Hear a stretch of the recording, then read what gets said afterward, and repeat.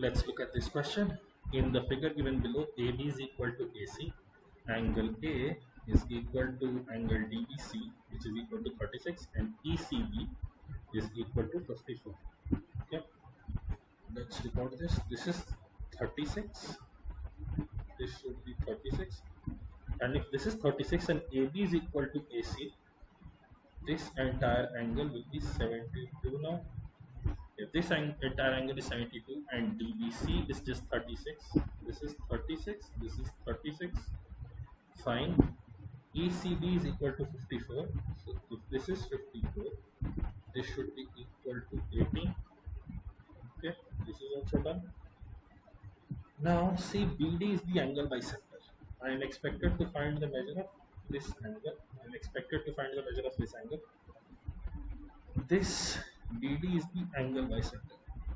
How do I find the measure of angle DBC? Okay, can I reach the measure of this angle? This is 72, this is 54.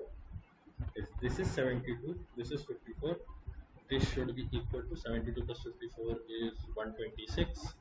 So this should be equal to 54 as well. This should be equal to 54 as well. Okay, if this is 54, if this is 54 and this is 54, so this length is equal to this length, and the angle bisector will also perpendicularly bisect this bottom side.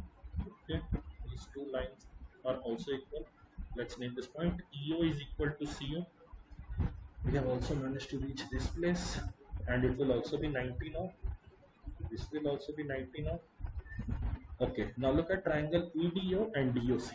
EDO and DOC, the bases are identical, the perpendicular side is common, and you have two angles as 90 degrees. Two angles as 90 degrees, which means EDO and DOC will be congruent triangles.